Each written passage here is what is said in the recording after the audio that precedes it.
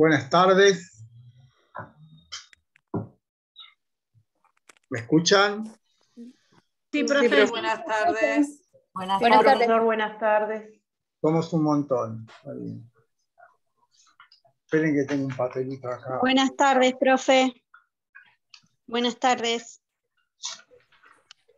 Bueno, Buenas tardes, profe. ya parecía que esto no iba a pasar más, pero lamentablemente va a seguir pasando, pero más esporádicamente, digamos. Hoy nuestro tema es los sofistas y Sócrates. La bibliografía es la que está en el libro. Eso no sé si lo anuncié en la clase pasada, pero la otra cuestión es que el jueves les voy a mandar un trabajo práctico de los formularios de Microsoft. No sé si los han visto alguna vez. Son encuestas donde hay una pregunta y 5 respuestas posibles. Tienen que elegir la correcta. Son 5 preguntas. Y después lo reenvían.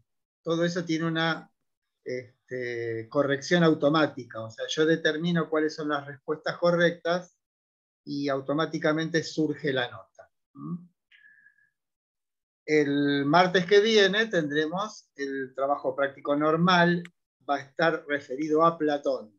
O sea, la secuencia es: la primera clase, introducción a la ética; la segunda clase, sofistas y Sócrates; la tercera clase, Platón; la cuarta clase, Aristóteles. Ese es nuestro programa. Y la quinta, si hubiere, San Agustín.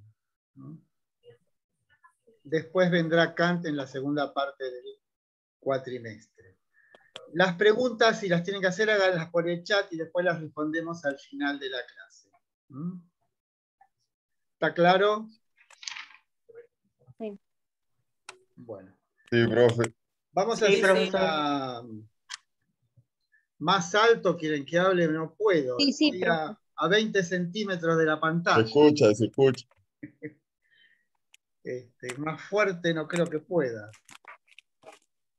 Somos 77, todo un récord para mí. Bueno, vamos a hacer una introducción histórica al fenómeno de la sofística, que se ubica, ese fenómeno, en un lugar que es la ciudad de Atenas. Y la época es el siglo V a.C. Pero vamos a ver primero cuál es podemos decir, el horizonte histórico, los antecedentes que dieron lugar a ese fenómeno particular que es la sofística. Digamos, el hito más determinante, más relevante, es la guerra contra los persas. En los libros de historia van a ver que esto se llama guerras médicas, pero no tiene que ver con la medicina, sino con que los griegos llamaban a los persas medos. Sabrán ustedes que hubo 2 guerras médicas. La primera consistió solamente en una batalla importante, que fue la batalla de Maratón, y ocurrió en el 490 a.C. Lo anecdótico de esa batalla para nosotros es que en los Juegos Olímpicos, que saben que se festejan o se celebran cada 4 años, son organizados por una ciudad, se celebra como, mejor dicho, se cierran los Juegos Olímpicos con una competencia que se llama el maratón, que es una carrera de 42,182 metros, si mal no recuerdo, y es la distancia que existe entre la llanura de Maratón y la ciudad de Atenas. Y fue esa la distancia que recorrió el soldado Filipides para anunciar a Atenas que habían vencido a los persas. Bueno, llegó y se cayó muerto, pobre. Pero bueno, ese episodio de la Primera Guerra Médica tenemos como un referente actual. Piensen ustedes que la importancia de los Juegos Olímpicos en Grecia era tal, se festejaban también cada 4 años, que suspendían las guerras durante los Juegos Olímpicos se suspendía la guerra. La primera guerra médica fue solamente una incursión, una suerte de acto punitivo por parte de los persas por haber los griegos ayudado a sus ciudades hermanas del Asia Menor cuando sufrieron el avasallamiento por los persas. Entonces Darío I, el rey persa, mandó una expedición como para alertar o castigar a los griegos por esa ayuda. 10 años después, ya no es Darío, sino Jerjes, el rey, y no es una expedición punitiva, sino una invasión. Tengan en cuenta que la historia griega, o tengamos en cuenta que la historia griega, que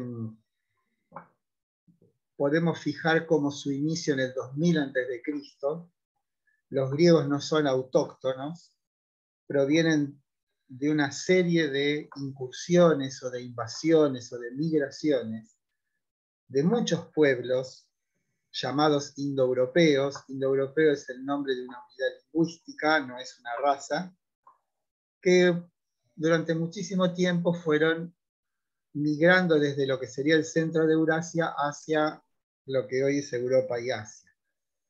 El hindú, el armenio, el persa, el griego, el latín, las lenguas eslavas, las lenguas germánicas, son todas lenguas indoeuropeas, la nuestra también. Y los griegos que se asientan en esta península, que es la península heládica, luego de algunas peripecias que no vamos a detallar,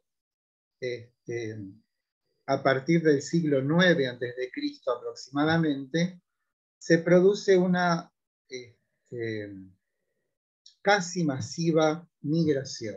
Hay muchísimas ciudades del Asia Menor, muchísimas ciudades del sur de Italia, Niza, la ciudad de Cádiz, la ciudad de Marsella, la ciudad de Barcelona, son todas colonias griegas. Los griegos fueron poblando todo ese universo, pero esas ciudades griegas no eran colonias, eran pequeños estados autónomos. Eso es lo más importante. No eran dependencias coloniales de una ciudad madre que se extiende a otros lugares, sino que eran efectivamente gente que se iba, buscaba un nuevo lugar y se asentaba ahí.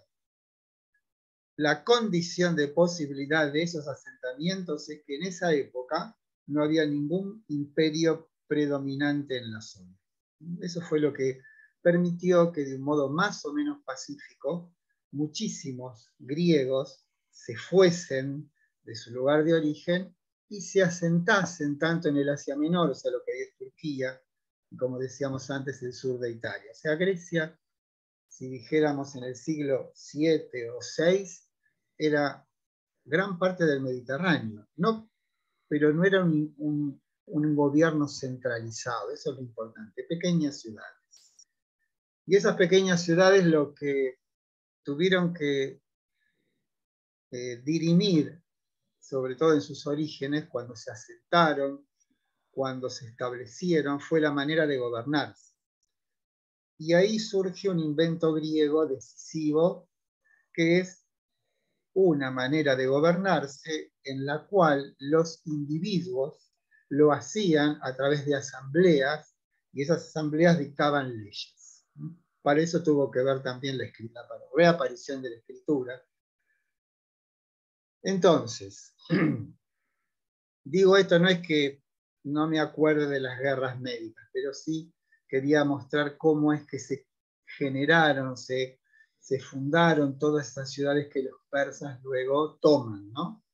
Digo, todo esto tiene su origen mucho antes, aproximadamente a partir del siglo IX, no es que de un momento para otro comenzó todo, sino que todos son procesos históricos graduales que se van dando a lo largo del tiempo. Pero,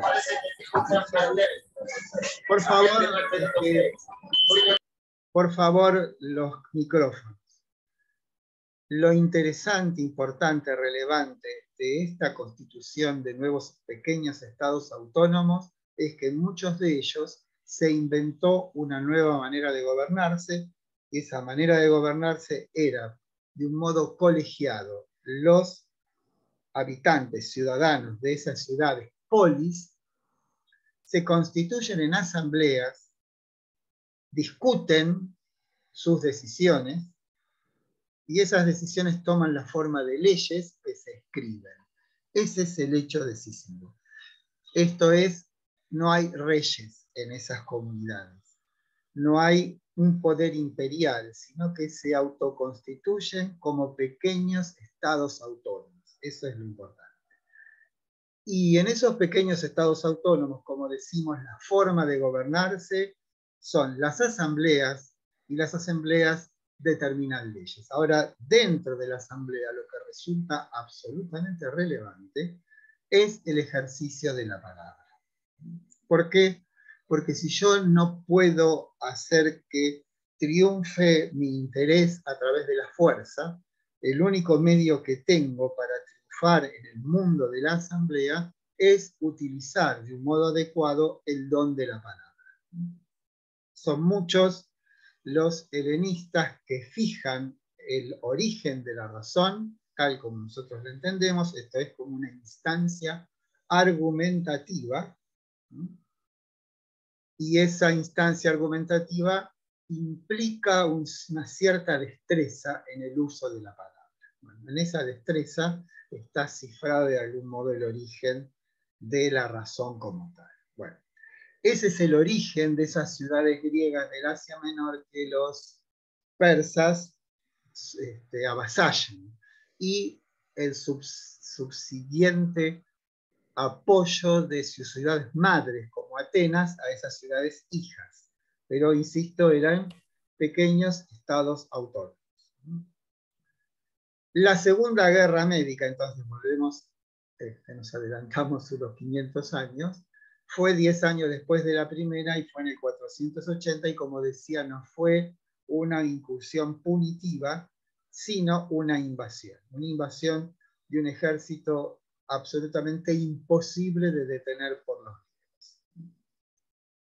Ahí es el episodio retratado en la película esa 300, que es un cómic, pero muchos quizás la hayan visto,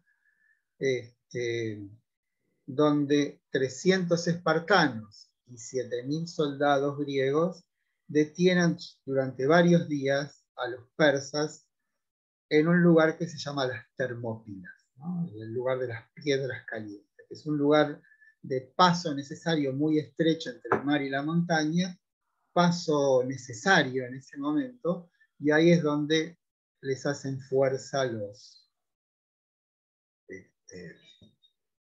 los griegos coaligados. Ahí están los espartanos, están los atenienses, están los de Platea, o sea, muchas ciudades se juntan, pero obviamente es imposible detener a los persas. Los persas toman Atenas, la destruyen, y sin embargo, de algún modo por un factor providencial, y este factor providencial es que Temístocles, que es el jefe de los atenienses, el estratega, va al oráculo de Delfos a consultar qué hacer con esta venida de los persas, esta invasión, y el oráculo le dice ambiguamente: una muralla de madera salvará a Atenas. Y interpreta Temístocles que lo que Dios le quiso decir es que construyan una flota. Esa flota, esos 230 o 270 triremes que se construyen en tiempo récord, son decisivos para la victoria de Salamina, donde son derrotados los persas, y luego en la batalla de Platea. Bueno, ¿qué ocurrió en Grecia después de ese increíble triunfo contra los persas? Que Atenas se transforma en una ciudad preeminente. Y eso lo que hace es que muchísima gente del mundo del Mediterráneo migre a Atenas, porque era la ciudad de las oportunidades, la ciudad donde uno podía rápidamente enriquecerse sobre todo por el comercio y la industria. Atenas se convirtió como un polo atractivo para todo el mundo del Mediterráneo. Ahora bien, muchos de esos migrantes se enriquecieron, y se enriquecieron mucho y muy rápidamente. Ocurre entonces una situación paradójica. Al grupo de WhatsApp, ¿no? Sí, está bien. Porque los grupos, los otros, los de la clase ya están constituidos. Eso no se pueden cambiar. Salvo que alguien quiera cambiarse de grupo por alguna cuestión especial. Bueno, sigo con el relato. Ocurrió entonces una situación paradójica. Estos nuevos ricos, o estos individuos, estos migrantes, que muchos se enriquecieron, no eran ciudadanos porque no habían nacido en Atenas y por lo tanto carecían de los derechos políticos. En otros términos, no podían participar de la asamblea, la eclesía. Ahora bien, sin embargo, eran convocados para la guerra. Entonces hay una situación, una tensión. Esa tensión podríamos ejemplificarla de este modo. Para ir a la guerra somos ciudadanos, pero para dirigir la polis no.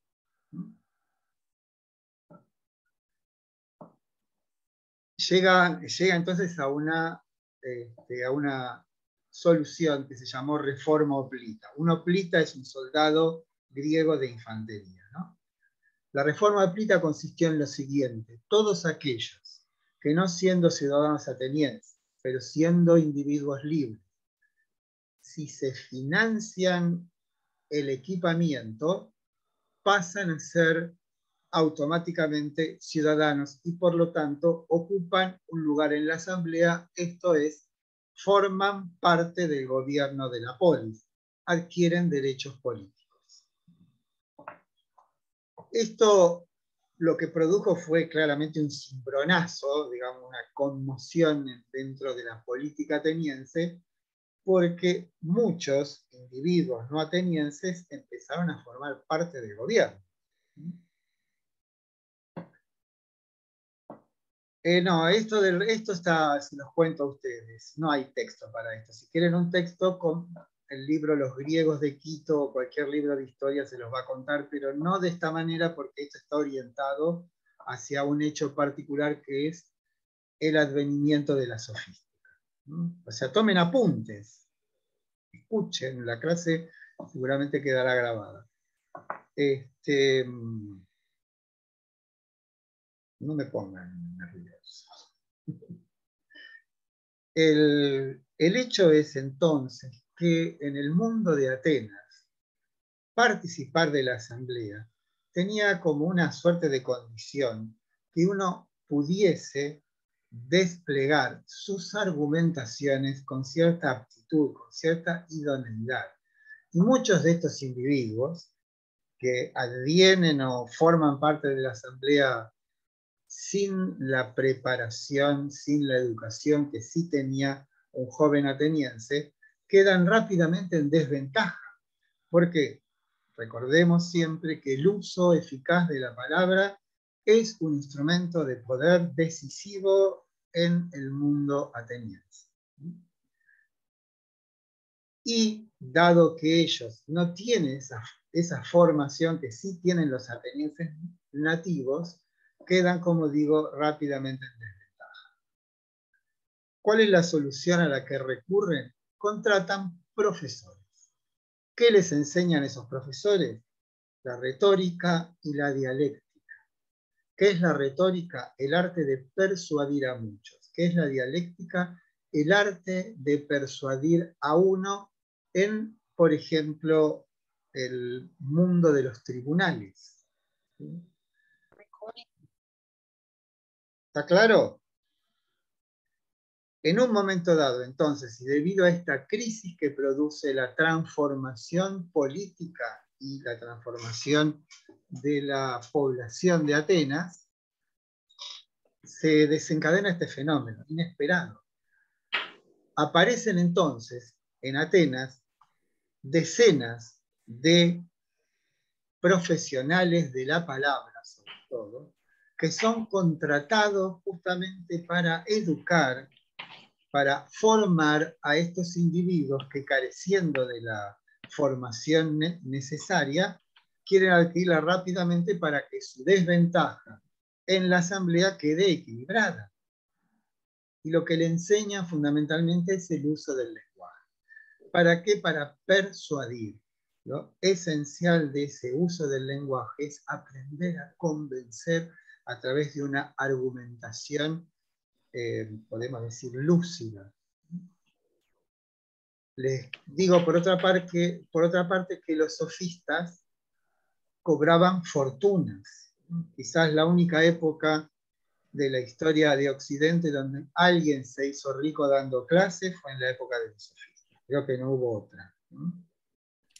Profe, ¿podrá repetir la diferencia entre retórica y dialéctica? La retórica es el arte de convencer a muchos. O sea, yo soy un político, me pongo delante de una asamblea de gente y trato de convencerlo de que mi postura es la adecuada. Es lo que hace un político hoy. Ahora, ¿qué es lo importante en la retórica? No tanto quizá en la dialéctica. Es el tono de voz, la postura corporal, la mirada, la gesticulación.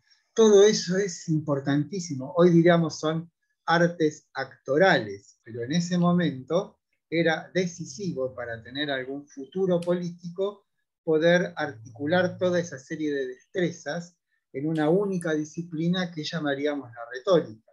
Además de todo eso, como digo, de la aporte corporal, el tono de voz, el silencio, todas esas cuestiones que, como decimos, pertenecen a la actuación, está la habilidad, la sutileza en poder captar cuál es el espíritu de esa gente que me está escuchando para orientar de un modo adecuado mi discurso, mis palabras, para convencerlos.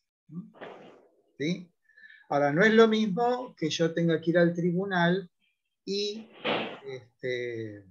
litigar con otro y argumentar adecuadamente para que triunfe mi cliente o yo mismo, en el caso de que me represente. Los atenienses se pasaban la vida haciéndose juicios permanentemente. Bueno, eso es eso sería la dialéctica, ¿no? Eso sería la dialéctica. Que después tiene otro, en Platón adquiere otro sentido, en Aristóteles otro, Hegel, en Kant. La dialéctica es una de esas palabras que van cambiando de sentido y de valor a lo largo del tiempo en la filosofía, digamos. Bien, ese es el mundo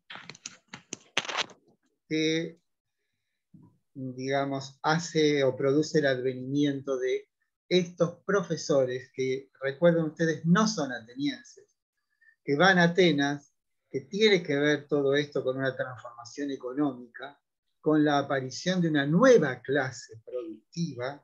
Piensen que en otras épocas el fundamento de la riqueza era la tierra, pero aparece algo así como una pequeña burguesía asociada a la producción de bienes o al comercio, ¿no? Como la Argentina antes de la inmigración de principios del siglo XX era un país puramente agrario y después hubo una transformación y de alguna manera la Argentina empezó a producir algo más que vacas y trigo. Bueno, algo similar en otra escala, por supuesto, ocurrió en Atenas.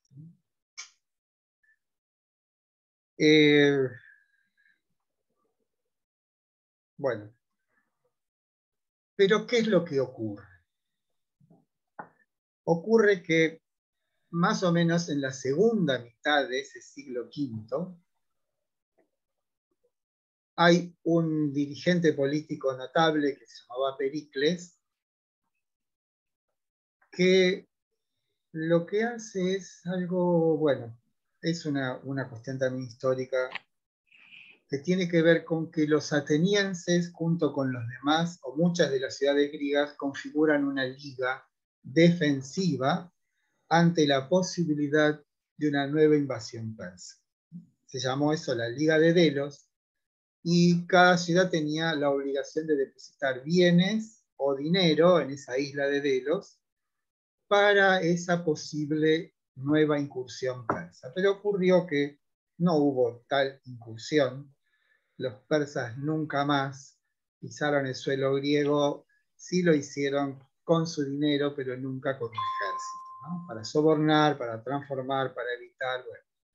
Y piensen ustedes que unos 100 y pico de años después, un griego, aunque de los márgenes, que es el lugar que se llama Macedonia, Macedonia queda al norte de Grecia, Alejandro Magno derrotó a los persas decisivamente y destruyó la capital de los persas, que era Persépolis, en venganza porque los persas habían destruido Atenas. O sea que si hay una pesadilla para los persas, fueron los griegos.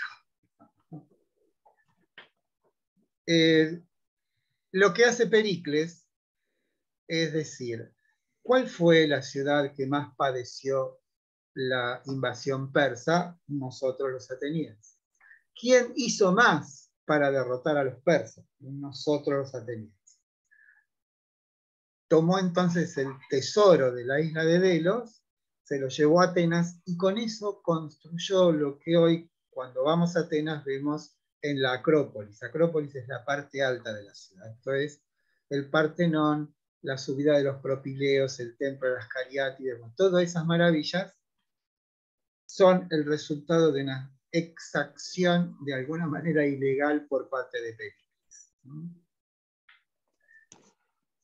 El destino de Atenas, que siguió a ese auge, fue una lamentable guerra contra los espartanos. Esa guerra se llamó la Guerra del Peloponeso y duró unos 30 años. Y terminó en el 404 a.C. con la derrota de Atenas. Los espartanos habían destruido todo el campo, los atenienses se refugiaron dentro de la ciudad, el hacinamiento y la falta de servicios sanitarios de Atenas lo que produjo fue una epidemia que mató a la tercera parte de la población, además de unos tremendos errores militares. Bueno, la cuestión es que los espartanos entran en Atenas, insisto, en el 404, dejan un gobierno títere, destruyen las murallas y queman la flota ateniense y se retiran. Ese gobierno, que se llamó de los 30 tiranos pro-espartanos, fue rápidamente depuesto y hubo una restauración de la democracia en Atenas, que en el 399 condenó a muerte a Sócrates. Esto es una muy rápida, sinóptica exposición de la historia griega en la cual tuvieron lugar los sofistas. La democracia ateniense en el 404, perdón, en el 399 es la que condena a muerte a Sócrates. Simplemente para que tengan una noticia de los tiempos. Sócrates nace en el 469 y muere en el 399. O sea que es alguien que fue un testigo directo de casi del auge, o sea, del desarrollo, podemos decir, del despliegue ateniense y de la decadencia de Atenas. Es un testigo privilegiado porque nace 11 años después de que los griegos hayan vencido a los persas y ve cómo Atenas se transforma en la gran ciudad del Egeo, ¿no? Del Mediterráneo oriental. Todo eso Sócrates lo ve de un modo directo, no se lo contó nadie. Sócrates es condenado a muerte en el 399 a.C. y nació en el 469 y en el 480 es la victoria contra los persas. Bueno, aquí es donde hacemos como un zoom y aplicamos la atención de un modo más específico a qué es lo que ocurría en Atenas en esa época donde aparece Sócrates, donde están los sofistas. Y es que lo que ocurre es una vertiginosa transformación de las costumbres, que muchos, como Sócrates y después Platón, ven como un fenómeno de decadencia. Esto es la transformación que vino de la mano de esa revolución económica sucedida luego de la victoria contra los persas, transformó radicalmente las costumbres. ¿Por qué? Porque aparecen nuevos actores sociales. Esos actores sociales tienen la particularidad que muchos no son atenienses de origen, pero sí atenienses por adscripción. O sea, recuerden esto que digo de la reforma hoplita, ¿no? Los que ven a estas transformaciones como un fenómeno de decadencia, hasta podemos decir que lo que ven, como podría ser Sócrates, ve que Atenas está enferma. Y esa enfermedad la podemos, como ejemplificar, no, definir como la soberanía de la parte sobre todo. Esto es lo que está ocurriendo en ese momento en Atenas, si lo queremos definir de un modo sintético, es que los intereses particulares pasan a predominar sobre los intereses de la ciudad. Y como Sócrates, como decíamos, fue un testigo privilegiado de ver cómo la cohesión, la unidad de los atenienses produjo esa maravillosa cultura, sociedad, enriquecimiento, etcétera, etcétera. Ahora ve cómo, con el advenimiento de estos nuevos individuos, lo que vemos es una decadencia de las costumbres. Y si queremos explicitar en qué consiste esa decadencia, insisto, es en el predominio de los intereses particulares sobre los intereses generales. Importa más lo que a mí me pasa, lo que a mí me interesa, lo que yo quiero, que la ciudad. Si queremos ejemplificar esto de un modo terapéutico, podemos decir Atenas está enferma. Y la enfermedad de Atenas es el predominio de lo particular sobre lo universal. Más o menos lo que pasa en cualquier sociedad, en cualquier época del mundo. Hasta en una casa misma podemos ver, en una familia, digo, que si los intereses particulares predominan sobre los intereses de la familia en general, lo que tenemos es un mundo de conflictos, de tensiones y, de un modo u otro, una cierta declinación de la salud. Por favor, los micrófonos.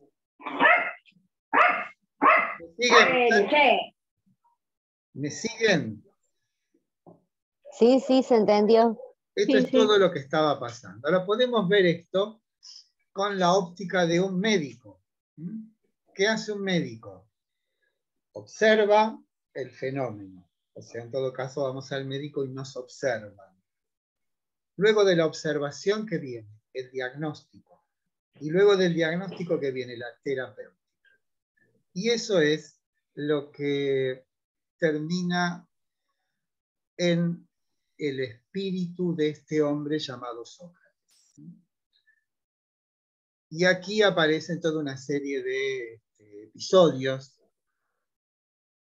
como por ejemplo Querefonte, su amigo, va al oráculo de Delfos a preguntar si es cierto que es Sócrates el más sabio de Atenas. Efectivamente Querefonte va, pregunta eso, y el oráculo le dice efectivamente que lo es.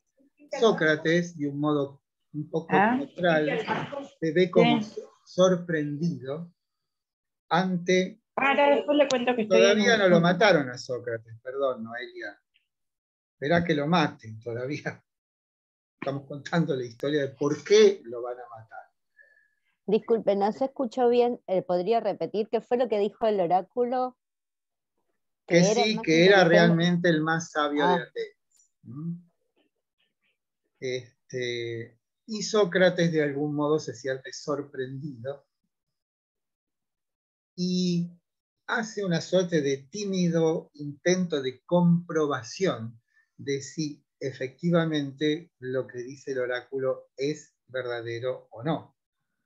Y se pone a preguntar a sus conciudadanos, en particular sobre sus destrezas. Por ejemplo, la habilidad del carpintero, la habilidad del talabartero, la habilidad del escultor, ¿no?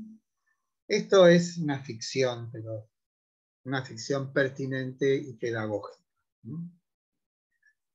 Por ejemplo, le dice al zapatero, ¿cómo haces los zapatos? O sea, le pregunta técnicamente en qué consiste la hechura de un zapato, o de una sandalia, llamémosle, el zapato no creo que usar.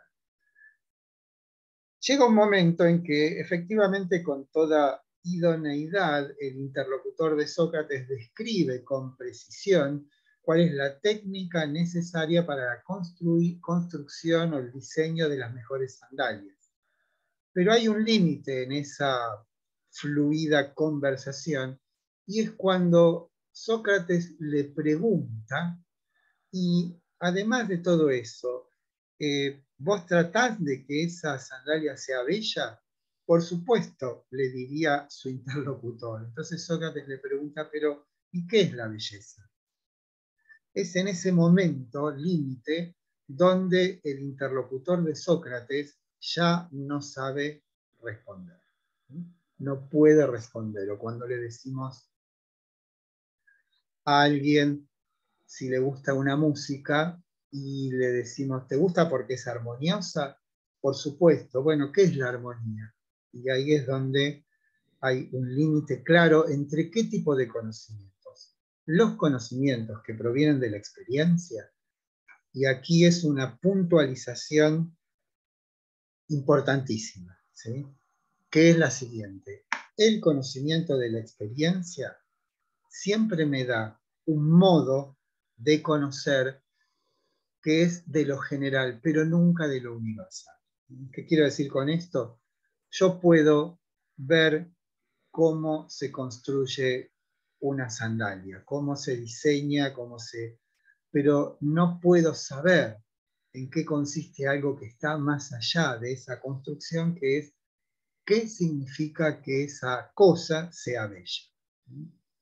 Ahí hay un límite. ¿Por qué hay un límite? Porque la elaboración, el diseño de una sandalia, digamos, se hace con toda una serie de elementos que nosotros podemos aprender, ¿sí? Podemos saber cuál es el cuero, cuáles son los instrumentos adecuados, podemos hacer todo lo técnicamente factible para que esta acción tenga como resultado eficaz esta sandalia, o este cuadro, o esta escultura. El límite de ese saber es cuando hay nociones que escapan a esa manera. Una noción que escapa claramente a las cuestiones técnicas es, por ejemplo, preguntarse qué es lo bello, qué es lo bueno, qué es lo armonioso, qué es lo proporcionado. Ese tipo de nociones escapan naturalmente al conocimiento de la experiencia, al conocimiento técnico, al conocimiento práctico. Y ahí es donde podríamos decir que Sócrates dice, bueno, estos creen saber, pero yo sí sé algo que ellos no saben, que yo no sé nada. ¿Qué quiere decir que no sabe nada? Que si bien él desconoce muchísimas cosas, hay algo que conoce y los otros no, que es que no sabe nada. Y ese no saber nada es el impulso más formidable para querer aprender. Esa, como digamos, esa postura que implica esa declaración de yo no sé nada, pero lo que sí sé es que no sé. Esa es la famosa frase, solo sé que no sé nada, ¿no? A lo que se refiere Sócrates es a los saberes que no son saberes técnicos, saberes que se pueden aprender. Yo puedo aprender perfectamente a jugar al fútbol. Me pueden enseñar durante mucho tiempo cómo se le pega la pelota, qué es un córner, cuáles son las leyes. Puedo aprender todo, pero ese aprendizaje nunca va a incluir la genialidad. Yo puedo aprender a jugar al fútbol, pero no voy a ser Messi. Pueden enseñarme a dibujar, a pintar los más excelentes de los maestros, pero lo que no me van a enseñar es la genialidad. O sea, hay ciertas cosas que están más allá de lo técnico, eso es lo que quiero que entendamos. Hay saberes técnicos que son saberes aprendibles y son configurables metódicamente. Esto es, cuando digo configurables metódicamente, es que hay un procedimiento idóneo, adecuado, que ejercita determinadas destrezas mías y me lleva a una configuración de un saber apto para hacer determinadas cosas. Pero a lo que va Sócrates es a un orden de saberes que están más allá de los saberes técnicos, más allá de los saberes que se pueden aprender metódicamente a través de una instrucción. Y esa instrucción está como configurada de un modo controlable. Cuando digo controlable, puedo ir aprendiendo progresivamente toda una serie de saberes que me van a aportar a mí seguramente una profesión y una buena manera de vivir, pero con ese saber yo no puedo responder a las preguntas esenciales que corresponden a la existencia humana. Justamente por eso Sócrates es un filósofo y no un sofista. Los sofistas, ¿cuál era el mal? Ellos respondían a todas las preguntas. Y fundamentalmente los sofistas no buscaban la verdad, sino que buscaban la eficacia.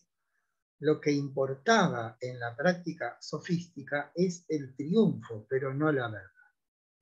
Y eso es lo que Sócrates detecta como la enfermedad.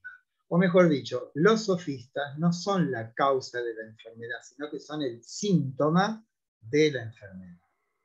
Vieron que la fiebre no es la enfermedad, sino el síntoma de la enfermedad. Bueno, los sofistas son un síntoma, no son la causa. La causa está en que los cambios sociales producidos en Atenas produjeron una transformación que condujo a los gobiernos atenienses a una situación de decadencia, en la mirada de Sócrates, ¿no? Por otra parte, sin que los sofistas se lo propongan, ellos constituyen una verdadera revolución en la educación. ¿Por qué? Porque son los primeros que toman a la educación como algo consciente. Cuando digo consciente quiere decir, ellos no enseñan una técnica, ellos se ocupan del lenguaje. Y justamente el lenguaje es el orden del pensamiento. Esto es, la revolución que producen los sofistas en el orden de la educación es inconmensurable, pero no podemos adjudicarle ese efecto, esa revolución a las intenciones. Simplemente ellos se montan en una situación social determinada y aprovechan esa situación. O sea, no son tampoco los sofistas filósofos. Son profesores que enseñan técnicas. Como si dijéramos hoy, vos querés tener un futuro económicamente bueno, aprendé a programar Python, aprendé a programar en Django, aprendé a programar en C++, aprendé a programar en JavaScript. O sea, aprendete un lenguaje de programación que es una técnica aprendible y podés tener un buen trabajo. Pero ese buen trabajo no va a responder a tus inquietudes esenciales como ¿tiene sentido la vida? ¿Qué puedo hacer yo con mi existencia? ¿Existe algo después de esta vida? Seguramente el Python no te lo va a responder. Esas son las preguntas que de algún modo sostienen la tarea socrática. Las preguntas fundamentales, las preguntas que no pueden ser respondidas a través de un procedimiento técnico. ¿Está claro? Esperen que me zarpe un poco. Sí, profe. Bueno. Le hago una pregunta. Acá es donde también se encuentra esta diferencia con respecto a los conceptos de verdad y moralidad de los sofistas, que hace referencia Claro, al texto. los sofistas no es que haya mala prensa. No tienen un concepto moral. No es que haya mala prensa con ellos. Son gente Claro. que enseña técnicas. Como hoy, insisto, me voy a aprender un lenguaje de programación porque quiero tener una profesión. No hay nada no hay nada condenable en eso. ¿Sí? El problema es que ese saber no es apto para responder otro tipo de cuestiones que en el caso de Sócrates no solamente resultan esenciales para la vida humana, sino para la salud de esa ciudad que él tanto quiere, que es Atenas. Él ve con mucha angustia cómo Atenas se va desmoronando, y se va desmoronando por las pésimas decisiones que toman, y las pésimas decisiones que toman las toman por falta de sabiduría, podemos decir. ¿Por qué? Porque anteponen sus intereses a los intereses de la comunidad. Ese es el grave problema. Ustedes tienen un texto en el libro que se llama Los sofistas y Sócrates, ¿no? Ahí tienen, bueno, los clásicos de los sofistas han quedado pocos testimonios, y los testimonios que quedaron fueron conservados por los que no eran amigos de los sofistas, como Platón y Aristóteles y otros más, ¿no? Entonces, como que lo que quedó de ellos siempre es un aspecto negativo, pero, no sé, durante el siglo XIX fueron como rescatados de ser los malos de la película, ¿no? Y de algún modo es como revalidada su función, sobre todo educativa. Insisto en esto de que ellos constituyen una verdadera revolución en la educación, en tanto la educación se vuelve algo consciente. Antes la educación consistía en la transmisión de saberes de padres a hijos. Ellos digamos, interceptan ese modo de transmisión del conocimiento y toma otro papel el conocimiento. Piensen ustedes que antes el conocimiento, la comunicación del saber estaba en manos de los poetas. Eran los poetas, sea a través de los cantos, así como representaciones, los rapsodas, los aedas, con la lira, cantaban. La Ilíada tiene 17.000 versos, la Odisea 12.000, y una de las tareas de un buen estudiante ateniense era aprendérselos de memoria. Cuando aparecen los sofistas, ya no es más la poesía el vehículo del conocimiento, sino que aparecen otro tipo de conocimientos, como cómo debemos hablar, cuál es la lógica del lenguaje. Digo del lenguaje, quiero decir, qué instrumentos del lenguaje debo utilizar en tal o cual situación. Entonces, fíjense que si estamos en una cultura de la oralidad, esto es donde el saber se transmite expresamente y de un modo ritualizado a través del canto de los poetas, la capacidad intelectual o la capacidad cognoscitiva que se privilegia es la memoria. Pero cuando aparece la prosa, cuando aparece la escritura, cuando aparecen los sofistas, la posibilidad es que yo pueda leer un texto, y cuando leo un texto puedo volver al punto de inicio tantas veces como sea necesario. Pero yo no puedo interrumpir al poeta en el momento en que de algún modo en un estado muy particular está cantando los poemas. ¿Se dan cuenta? O sea, la comunicación del saber a través de la escritura implica en la lectura el privilegio de una determinada destreza intelectual cognoscitiva, que es, dado el caso, la reflexión. Yo puedo volver al punto de inicio y darle tantas vueltas al texto hasta que al final lo comprendo. Entonces, en ese sentido es que ellos, los sofistas, constituyen una revolución en la educación. Y mucho le debemos, mucho más de lo que pensamos, se lo debemos a ellos. ¿Por qué? Porque ese momento de transformación de la educación permanece hasta ahora. La otra cuestión es que ellos no fueron a Atenas con la intención de transformar la educación. Fueron a Atenas con la intención de tener un buen sueldo, podemos decir. Pero el efecto inesperado fue que, de hecho, transformaron radicalmente la educación. Profe. Sí.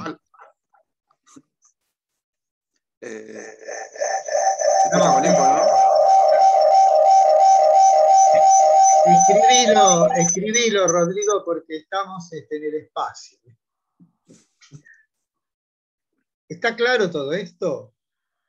Es ahí donde tenemos que ver que la práctica sofística ataca dos hechos que de algún modo resultan ser epifenómenos, síntomas de la práctica sofística, que es el relativismo y el escepticismo, cosa que vimos en la clase pasada cuando estudiamos el texto de la doctora Cabrera. El relativismo, con esa frase famosa de Protágoras, el hombre es la medida de todas las cosas, y la otra frase de Gorgias, nada existe, si algo existe no lo podíamos conocer, si lo pudiéramos conocer no lo podíamos comunicar, ¿no? O sea, esa posición, sobre todo el relativismo y el escepticismo, son de algún modo corrosivas para las prácticas sociales que habían hecho grande Atenas. Entonces, Sócrates se presenta como una suerte de restaurador o intento de restauración de aquello que hizo grande Atenas en su momento. Ahora bien, y aquí una particularidad psicológica del hombre Sócrates, y es que él dice tener una voz interior que en determinados momentos de crisis lo aconseja. A eso se llama el demon socrático, o el daimon socrático. A todo esto les hago una observación que tiene que ver con la condena a muerte de Sócrates. La religión griega no es una religión de la interioridad. ¿Sabes lo que pasa, Rodrigo? Es que filósofos como tales, no como tales de Mileto, ¿no? Filósofos como tal todavía no existía eso. No es que había un título para el filósofo. Recién podíamos decir con Platón, podríamos ponerle el título de un filósofo. En esta época podemos decir que hay una puja entre individuos que a través de determinadas posturas que tienen que ver con el pensamiento pugnan en un teatro determinado que se llama Atenas. Pero no hagamos una pelea de filósofos, todavía esa palabra no tiene un referente, no tiene un denotado. Y va a otra cosa. Lo del demon. Le estaba diciendo que la religión griega no es una religión de la interioridad. ¿Qué quiere decir esto? Que nunca habríamos de ver a un griego que podemos decir, se separa del culto oficial y entabla un vínculo personal con el Dios. Lo que para nosotros como proceder o comportamiento religioso es común, esto es de entablar una oración o un diálogo, si se quiere, con la divinidad, eso para un griego es algo como que no existe, no lo hay. La religión griega como la religión romana son religiones promiscuas. ¿Qué quiere decir esto?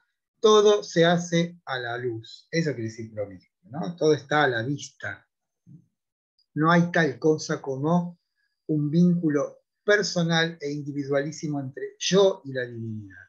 Y esto lo digo ahora porque cuando Sócrates decía tener esa suerte de voz interior, es uno de las argumentaciones de los que acusan a Sócrates para condenarlo a muerte, cuando le dicen traer nuevos dioses a la polis. O sea, efectivamente, una de las novedades más contundentes de la práctica socrática es esta convicción que él tiene de estar asistido por una suerte de deidad interior que le dice lo que no tiene que hacer. O sea, no es que le aconseja lo que tiene que hacer, sino lo que no tiene que hacer.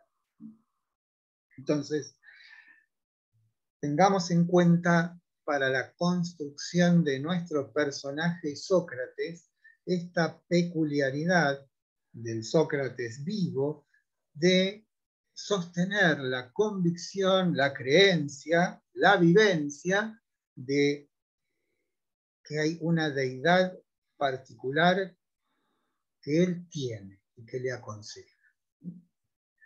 Pero además tiene una particularidad muy especial, y es que no le dice lo que tiene que hacer, sino lo que no tiene que hacer.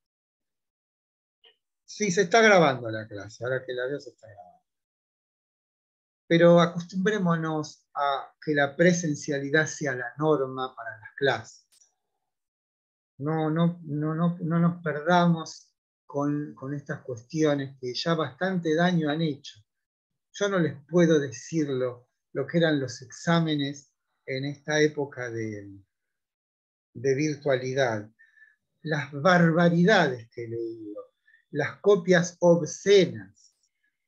Bueno, y todo eso tiene que ver con esta, que en realidad ningún instrumento es malo, lo usamos mal, ¿no? Pero si damos las condiciones que imperan, hacen que estos instrumentos se vuelvan imposibles de soslayar, caemos muchos en esto. No hay que dejar lista. Yo ya les dije que voy a tomar un trabajo práctico, y ese trabajo práctico va a ser de alguna manera el presente. Los griegos no, los atenienses. Los griegos son muchos. Están los espartanos, los tebanos, los corintios, hay montones de griegos. Estamos hablando de Atenas. Recuerden que dije hacemos un zoom. Y todo esto que les cuento está en todas las historias. Toman hasta la Wikipedia, ponen Atenas, siglo V a.C., le va a decir algo. El TP lo voy a mandar el jueves. Y lo van a tener que responder para el sábado. ¿Sí? Son 5 preguntas nada más. Ya está listo, el jueves se los mando, pero se los mando el jueves para que elaboren esta clase, tengan tiempo de estudiar y el jueves lo responden. Bien, entonces tenemos esta peculiaridad socrática de sentirse en posesión de una voz que le dice lo que no tiene que hacer. ¿Por qué? ¿Por qué digo esto? Porque si efectivamente Sócrates toma esta tarea de ser de algún modo el que intenta redimir a Atenas de la decadencia. No, el TP es individual. Este es individual. El que le voy a mandar el jueves es individual, de cada uno. El otro es presencial. No les puedo mandar un trabajo práctico para juntarse. Sería imposible. Así que hacemos así. Los días de clases virtuales hay un trabajo práctico hecho con los formularios de Microsoft, donde se le manda a todos los que componen el curso y responden y lo reenvían, y yo lo recibo y se ponen en un Excel y se corrigen solos. ¿Sí? Bueno, ahora me perdí qué estaba diciendo. Que ¿Qué estaba Sócrates diciendo? redimir la enfermedad de Atenas. Él toma sobre sí una función. La ciudad está enferma como está enferma cualquier comunidad en la cual los intereses particulares están por encima de los intereses de la comunidad. Eso no es que pasó en Atenas, pasa en la Argentina y pasa en todas las comunidades del mundo. El hecho de que si los intereses particulares, esto es, mis intereses personales, por ejemplo, no me conviene a mí pagar impuestos. Entonces, ¿qué hago? Trato de eludir los impuestos. ¿Qué estoy haciendo ahí? Y estoy privilegiando mis propios intereses por los intereses de la comunidad. ¿Por qué? Porque con mis impuestos le hago posible que nosotros estemos dando clase, que haya un hospital, que haya de algún modo transporte. Todo eso es la idea de que el interés particular no puede predominar sobre el interés general. ¿Por qué? Porque eso es un fenómeno disolvente de la comunidad. Y eso es lo Profe, una pregunta. ¿Esto es lo que Sócrates atribuye a los sofistas? No, eso es lo que está pasando en Atenas. Ah, no Los es que lo... sofistas son un ingrediente corrosivo en esa situación. ¿Por qué? Porque si ellos te dicen, y mira, vos para actuar lo que tenés que hacer es pensar en lo que está dentro de tu universo, dentro de tu mundo, ¿no? Eso del hombre es la medida de todas las cosas. Vos te dicen, mira, la verdad que yo no sé si es posible que podamos acceder al conocimiento de los valores. Mientras no los conozca, actúa como te conviene. Ahí está. Es muy simple. O sea, no es algo que pasó en Atenas y no volvió a pasar. Es algo que nos está pasando aquí y ahora. No es una curiosidad histórica, arqueológica lo que estoy contando. Estoy dando algo que pasó en Atenas en el siglo V, pero que tiene una clara resonancia no solamente en la Argentina, sino en todo el mundo. No es un problema, es un problema de las comunidades humanas, las que estamos describiendo con un lente de aumento puesto en una situación particular y ejemplar dentro de la historia de Occidente, que es la decadencia de Atenas. Bien, lo que ocurre entonces es que si soy Sócrates y creo que o mejor dicho, asumo un mandato que supongo es un mandato de la comunidad en la que yo nací, que es Atenas, lo natural es que Sócrates se dedicase a la política. Claro, ¿qué hace una persona cuando ve que la sociedad está mal en esto? Agarra, se junta con personas que tienen la misma percepción de la realidad y dice, bueno, hagamos un partido político, ¿no? Bueno, el daimón le dice a Sócrates, política no. Y él le hace caso. Entonces, la estrategia socrática para salvar Atenas es, a priori, en principio, entre comillas, absurda. ¿Por qué? Porque él de ninguna manera, a través de su prédica, va a convencer a todos los atenienses de cuáles son los problemas y qué es lo que tenemos que hacer.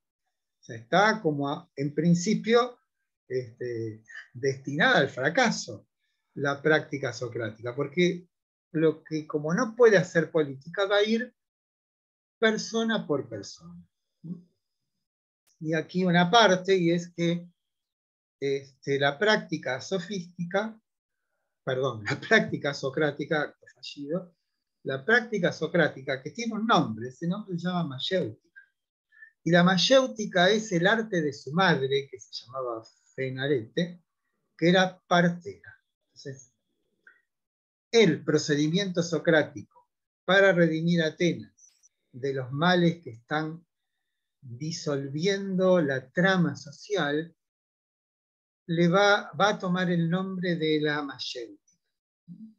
¿Y qué es el arte de la madre? Que es el arte de parir, es partera la madre.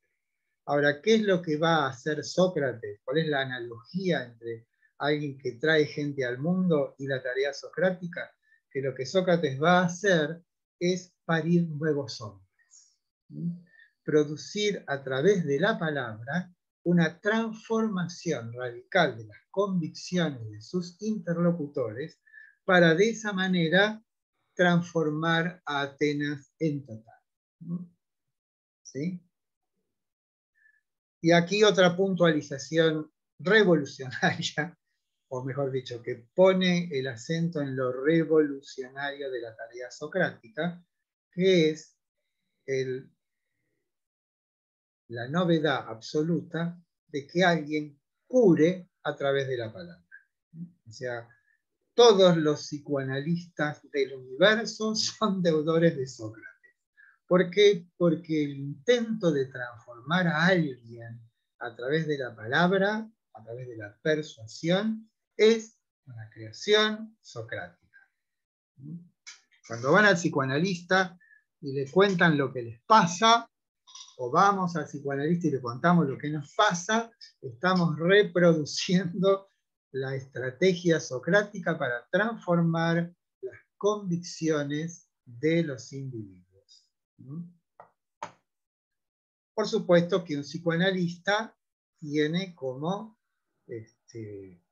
garantía de su proceder un cuadro, un marco teórico determinado. determinado.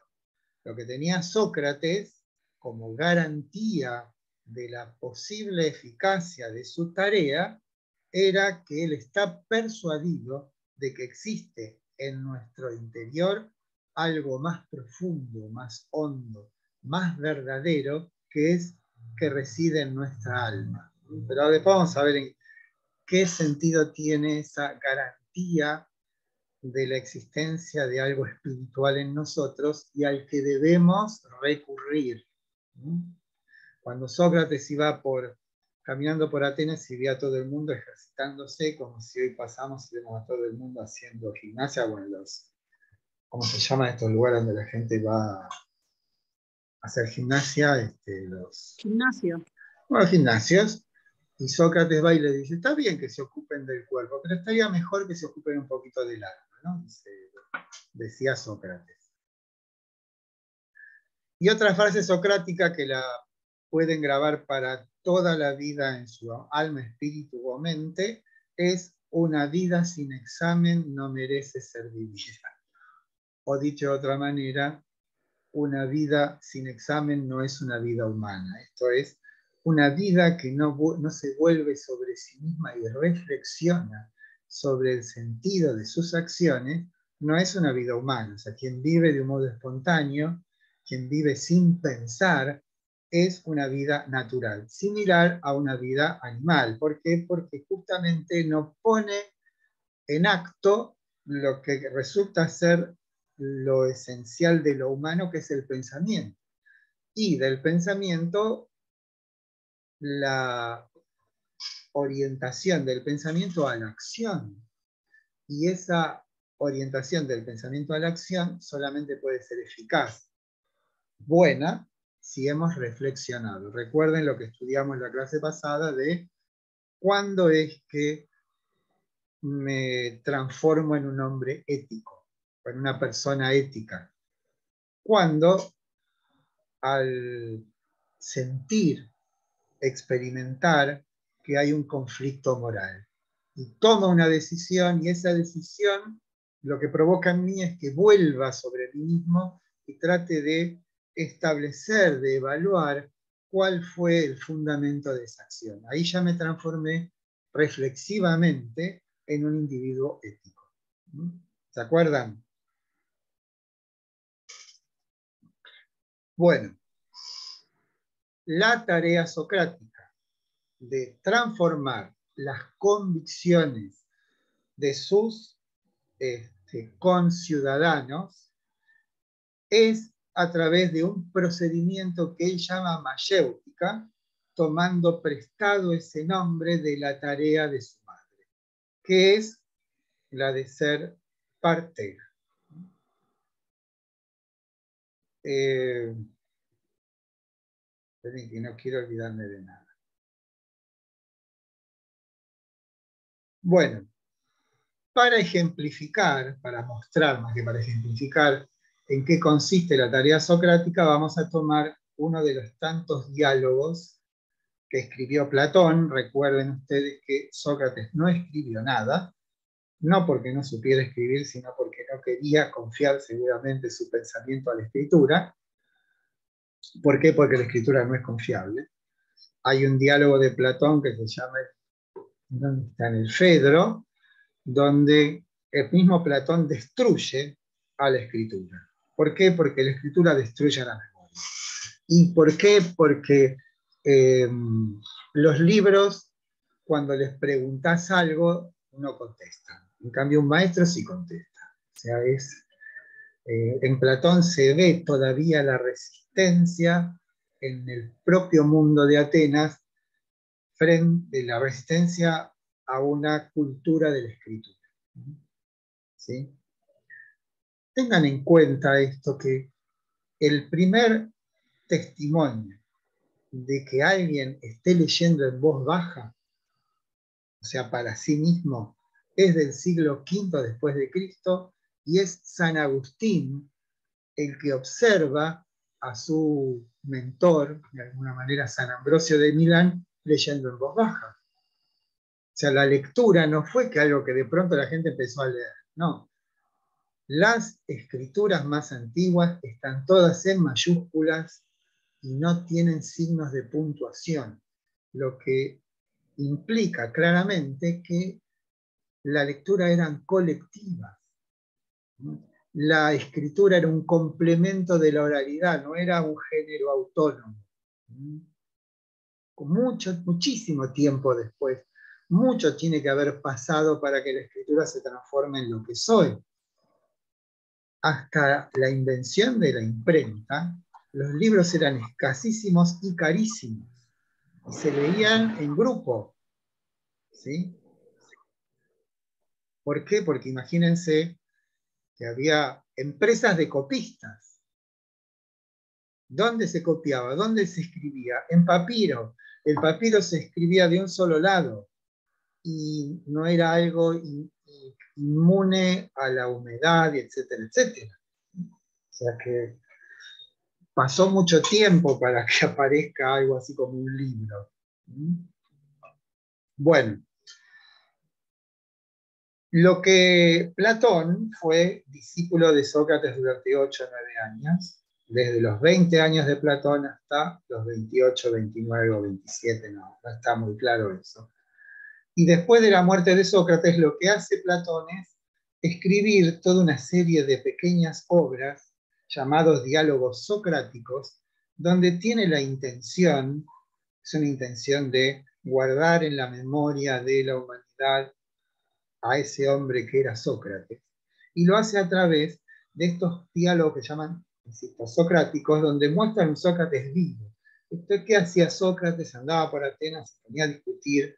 ¿De qué discutía? Hablaba de la amistad, hablaba de la fe, hablaba de la gracia, hablaba del amor, hablaba de los valores, o sea, eran toda una serie de tareas que Sócrates, como digo, asumió como una suerte de obedeciendo a un mandato, y ese mandato le habría sido dado por su propia ciudad. O sea, Sócrates es un médico en ese sentido porque es un terapeuta. Ahora, la terapia que Sócrates elige es rarísima. ¿Por qué es rarísima? Porque se funda en ir persona por persona. O sea, ¿cuántos podría haber visto? ¿3 por día? Se dan cuenta que frente a los 20.000 o 30.000 habitantes de Atenas, no sé cuántos ciudadanos habría en esa época, era una tarea como destinada a que no funcione. Y decía entonces, uno de los diálogos socráticos que escribe Platón, recuerden que Sócrates no escribe nada, es el Laques. Laques es el nombre de una persona, y el subtítulo de ese diálogo se llama O del valor. Otra característica que tienen todos los diálogos de Platón es que tienen un título y después dicen a qué se refieren. Ustedes van a ver, en la clase próxima vamos a ver el banquete o del amor, la república o de las leyes, ¿sí? El Fedón o la inmortalidad del alma. O sea, tiene un subtítulo que es el tema de la obra. En este caso, el Laques es un diálogo cortito de los diálogos socráticos, donde Sócrates discute, conversa con otras dos personas, uno se llama Laques y otro se llama Nicias, acerca de lo que significa la palabra valor. Entonces, la escena es en el ágora. Recuerden, el ágora es como si fuese, es el lugar abierto donde la gente se reúne a conversar, a discutir, a comprar. En el origen la plaza del mercado, pero es el lugar donde se establecen los vínculos entre las personas, donde todo el mundo se ve con todos los días.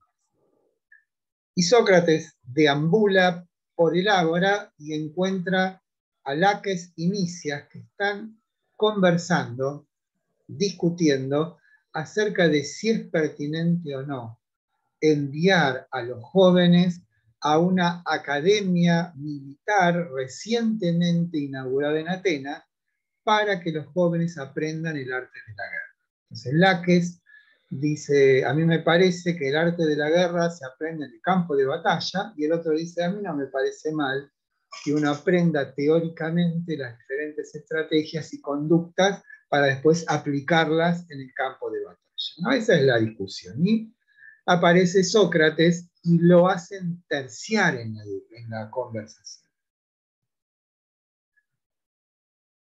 Entonces, cuando le plantean el problema, y esta es una de las más sutiles, perspicaces conductas socráticas, que es cambiar de un modo abrupto y sin que los interlocutores se den cuenta el orden de la conversación. Esto es en el momento preciso en que Sócrates les dice, pero en realidad ustedes de lo que están hablando es del valor. Y claro, si bien los interlocutores le dicen, pero por supuesto, Sócrates, no se dan cuenta que están pasando del plano de los hechos al plano de los conceptos.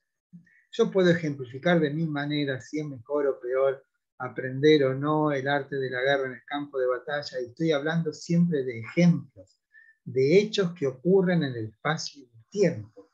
Pero si este hombre dice, pero ustedes en realidad, aunque no se den cuenta, de lo que están hablando es del valor, y entonces pasé del orden de los hechos al orden de los conceptos. Un concepto es un ente de carácter intelectual que consiste, que contiene dentro de sí las notas esenciales de algo. Digo esto para que sepamos de qué estamos hablando. Cuando yo digo mesa, ¿sí? ¿Cómo es que yo puedo reconocer la mesa de la casa de mi abuela, la mesa de mi casa, una mesa del siglo XVI, una mesa egipcia de 2500 a.C.? ¿Por qué pueden ustedes, o nosotros, reconocer a todos esos entes disímiles, hechos en diferentes épocas, con diferentes materiales, con diferentes diseños? ¿Por qué puedo yo reconocerlos a todos como mesa?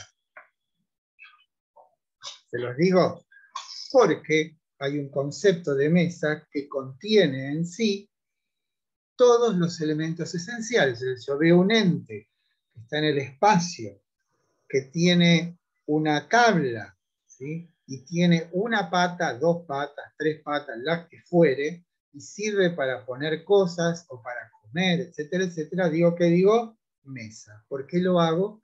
Porque en mi mente subyace una noción que se llama concepto de mesa, ¿sí? Que se expresa con la definición de la mesa, que me permite a mí reconocer a toda mesa posible. ¿Por qué?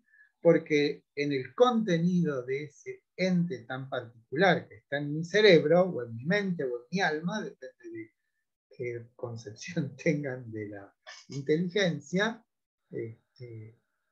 está ese concepto. Entonces, lo que hace Sócrates en el preciso momento donde de algún modo desorienta decisivamente a sus interlocutores, es cuando pasa del plano de los hechos al plano de los conceptos. Y pasar al plano de los conceptos es pasar de lo particular a lo universal. Esto es importante porque Aristóteles, ya lo tengo,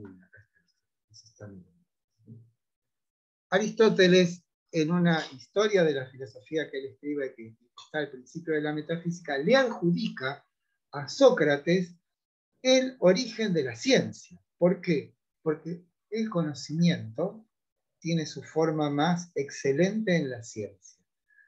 Y un conocimiento es excelente o científico cuando es universal. Esto es cuando vale para todos los casos. Entonces, esta estrategia socrática de pasar del plano de los hechos al plano de los conceptos es interpretada adecuadamente por Aristóteles como el nacimiento de la ciencia. Si hoy nos fijamos nosotros en qué consiste una ciencia, digamos, una ciencia es una colección de juicios verdaderos, por lo menos por ahora verdaderos. Y esos juicios verdaderos que son sino conceptos verdaderos. ¿Y en qué consiste su verdad? En que son universales. Esto es, si yo estoy estudiando cuáles son los elementos esenciales de una molécula, no me puedo yo remitir a esta molécula que está aquí, sino que cuando formulo una ley, quisiera que esa ley se ocupe, ampare, albergue a toda molécula posible. Por eso es una ciencia, porque sus formulaciones pretenden ser universales. Que pretendan ser universales quiere decir que valgan para todos. Lo que decíamos el otro día, cuando alguien esboza una reflexión ética y a partir de esa reflexión ética intenta que su reflexión, su formulación se vuelva universal, lo que estoy intentando es una ética filosófica. ¿Qué es lo que la vuelve filosófica? La intención de que sea universal.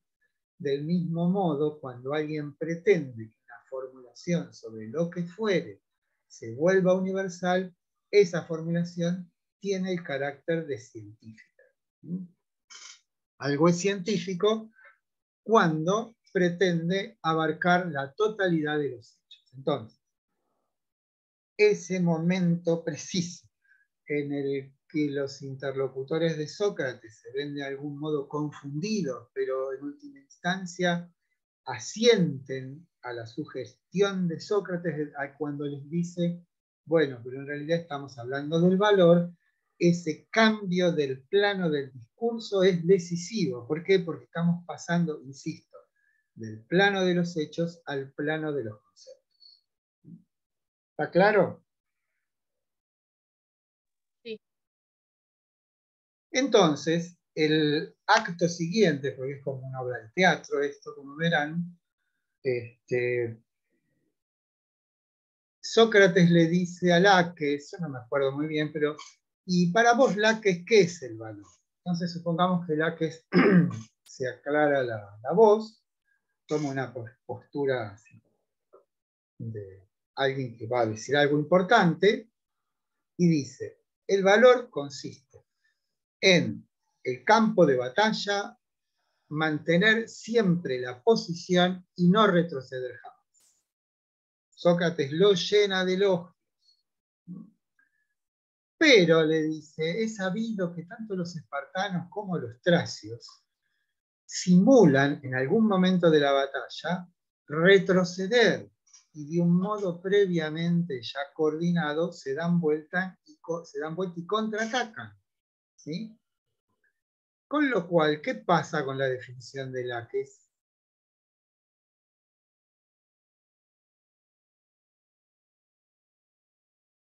Es falsa, porque dijo mantenerse en el campo de batalla, mantenerse firme en la posición y no retroceder jamás. Ahora, hay soldados que retroceden, los espartanos de cobardes no tienen nada, ¿no? Y simulan retroceder. ¿Qué es lo que pasa con esa definición? Como bien dijo alguien recién en el chat, no es universal, porque hay un solo caso, aunque sea un único caso, en el cual esa definición no es ajustada. ¿No? Ahora, pongámonos en el lugar de este Laques, que es un militar, no olviden eso, la zozobra que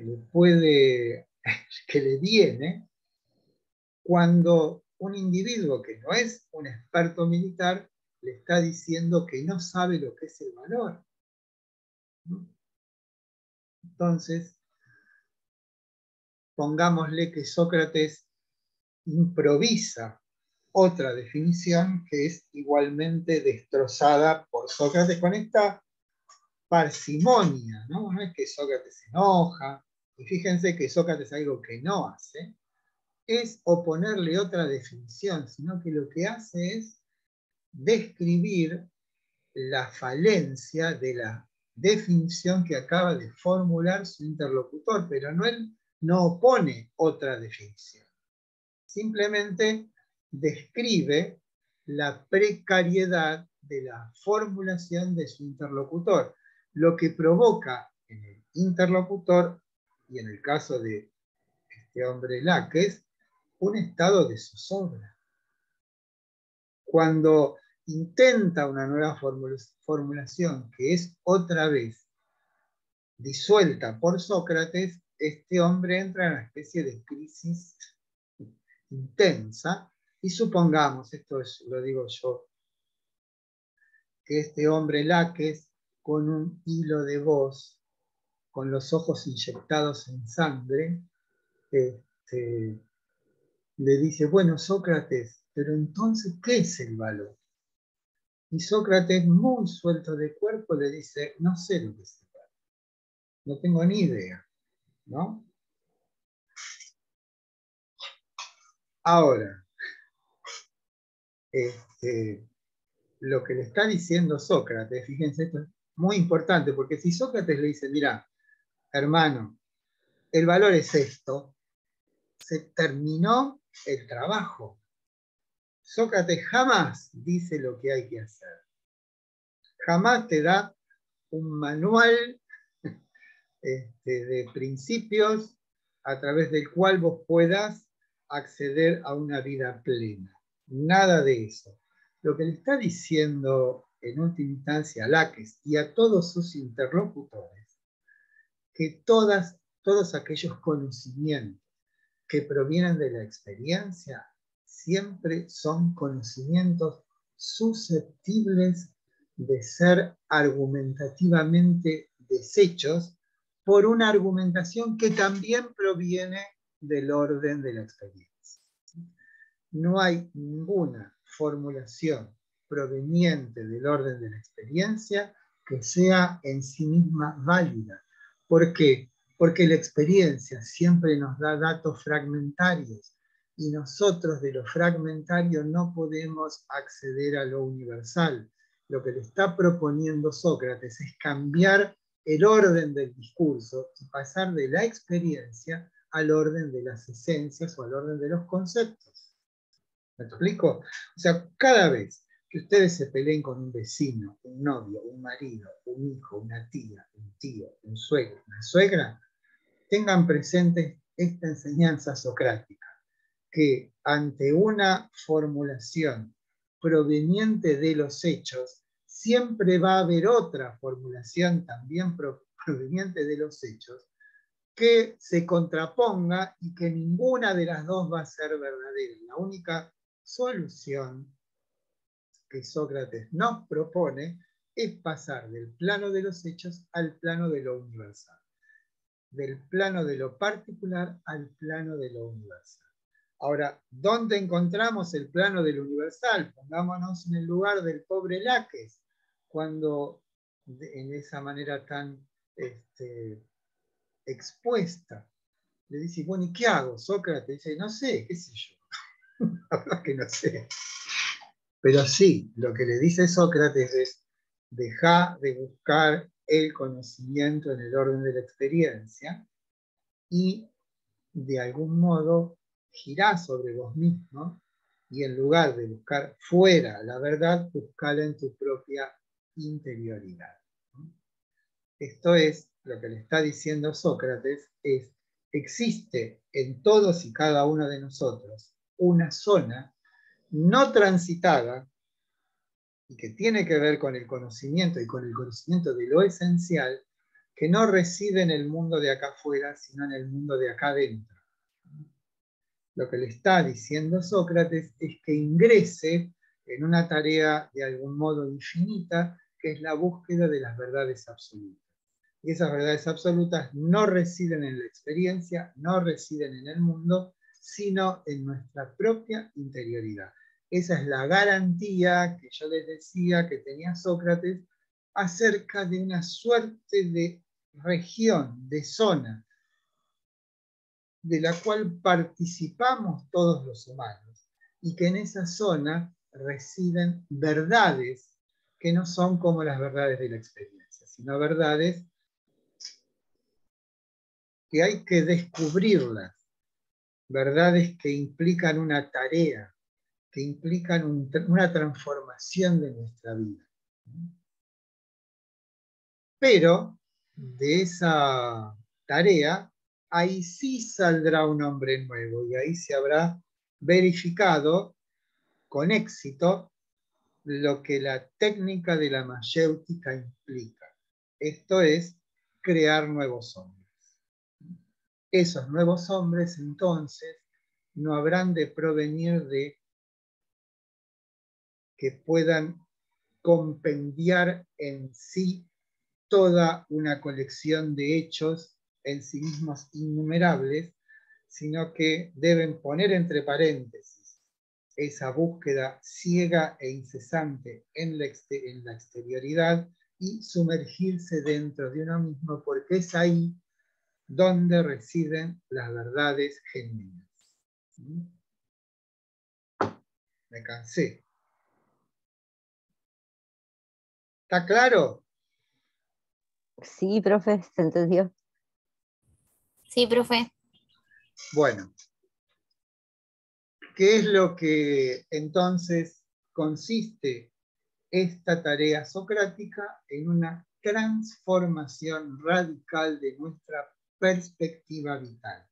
Dejemos de atender entonces todo aquello que proviene del exterior, que proviene de los sentidos, que proviene de nuestras inclinaciones, de nuestros intereses, y descubramos junto con Sócrates una dimensión más honda de la existencia humana, y ahí es donde habremos de descubrir, de poner a la luz un orden de verdades que verdaderamente no leo los chats y se me interrumpe el flujo de ideas. Es en esa dimensión entonces donde habremos de encontrar otro orden de cosas. ¿Sí?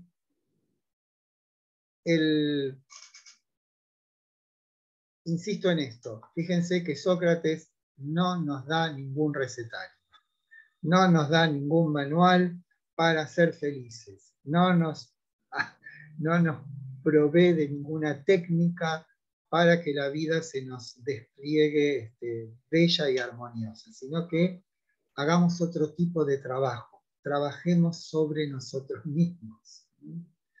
Y aquí algo esencial que tiene que ver con todo esto, lo vamos a nombrar y espero que se lo acuerden porque es fundamental para todo lo que sigue. Lo que se llama la ética intelectualista socrática. ¿En qué consiste esta ética? En una única proposición. Quien conoce el bien se vuelve bueno. Esto ¿Cómo, habla, profe? la ética intelectualista socrática dice, quien conoce el bien se vuelve bueno. Esto es, quien conoce el bien no es que conoce una cosa entre otras, no es que conoce una otra nueva doctrina acerca del arte de la guerra, como el que buscaban Laques y Nicias, ¿no? Sino que ¿sí?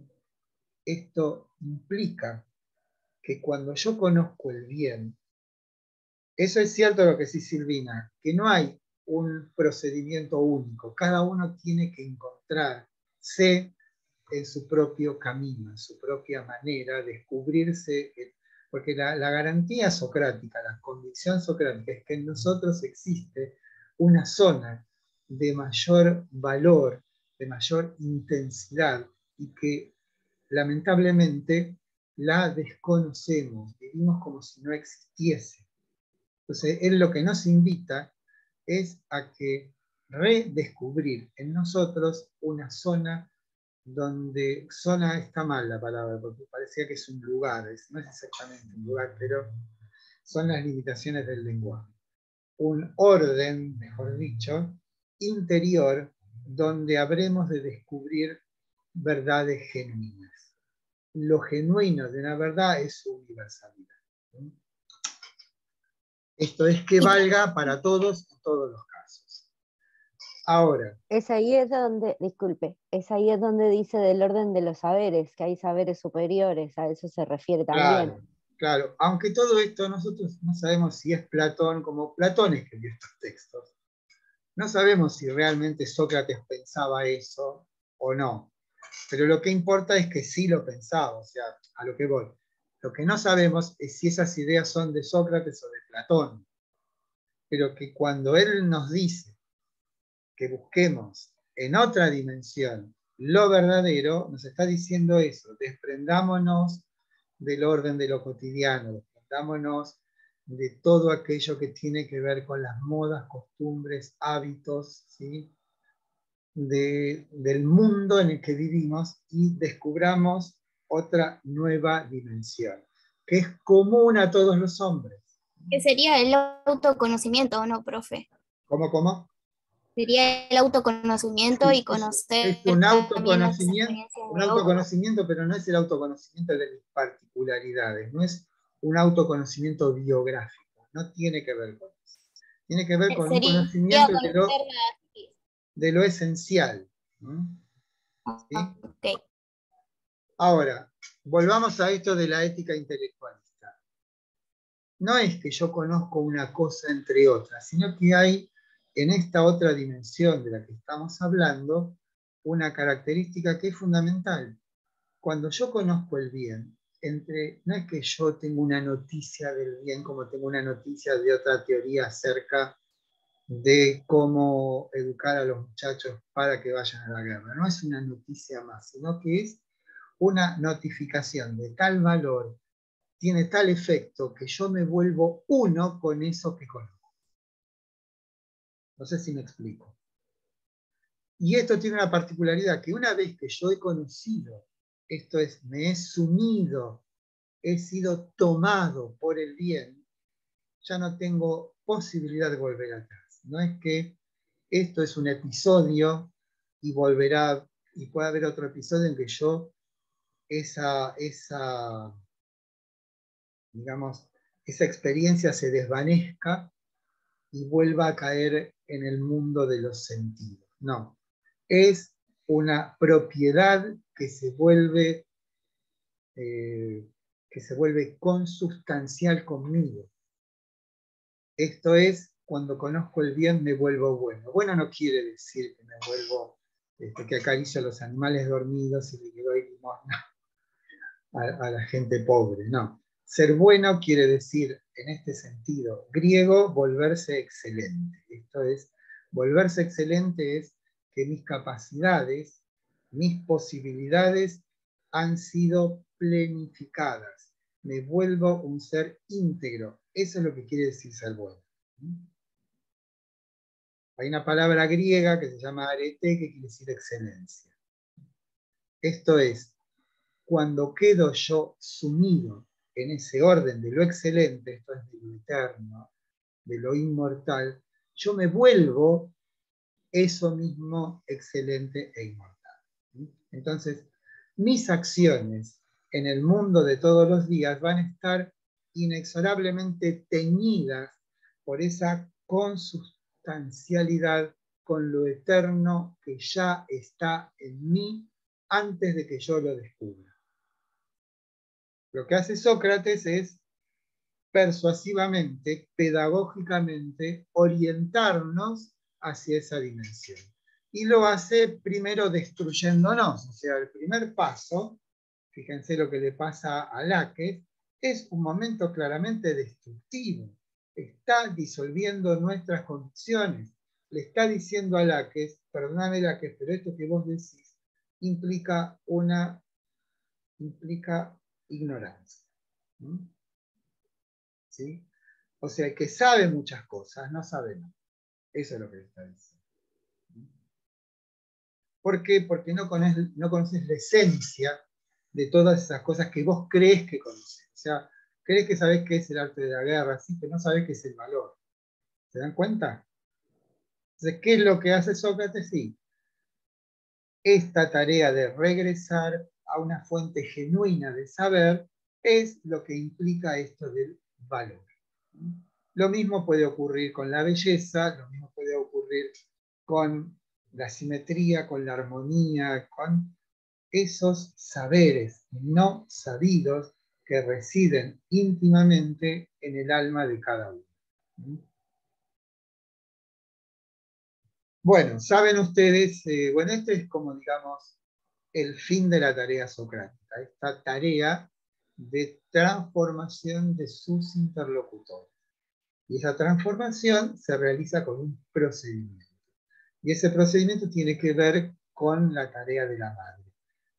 Pero en particular es un primer momento destructivo. O sea, Sócrates en el primer momento, ¿qué hace con Laques? ¿Qué le hace? Le destruye las convicciones. Segundo momento, le dice, bueno, ahora tenés que hacer la cosa. No, ahora lo que tenés que hacer es desentenderte de todo aquello que produjo esta destitución que acabo de llevar a cabo yo en particular. Pero ¿por qué es destituible tu mundo? Porque su origen es un origen precario. Y la precariedad de tu origen está en que los datos que te da la experiencia, los datos que te dan los hechos, son insuficientes para tener un conocimiento genuino. ¿Sí?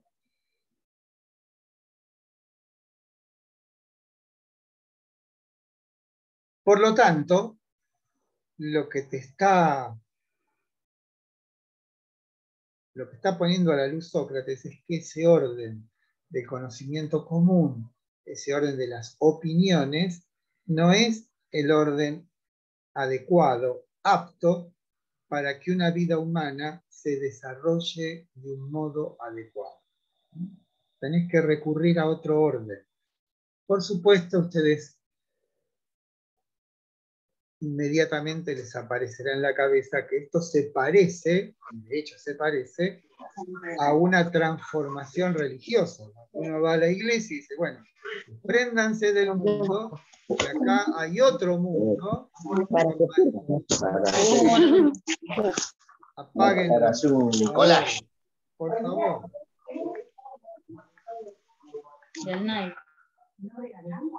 Fíjense si tienen los micrófonos. ¿Cuál de las dos? Estoy boteando la cámara. Apaguen los micrófonos, chicos. Apaguen los micrófonos. No me escuchas. Sí, se te escucha. Apaguen los micrófonos.